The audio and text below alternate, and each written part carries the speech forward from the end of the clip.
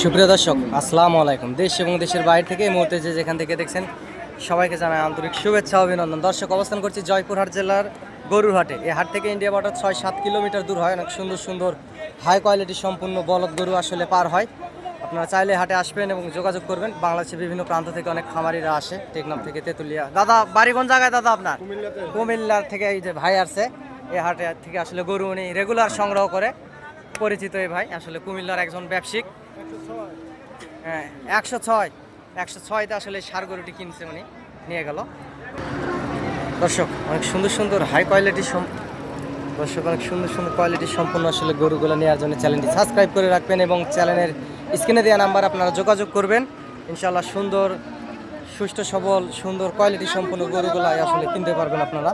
দেখতেছেন একেবারে সুন্দর সুন্দর বলদ গরুগুলো, এগুলা দেশাল টাইপের বলদ গরু। দর্শক, এই হাটে ওঠে বর্ডার ক্রস।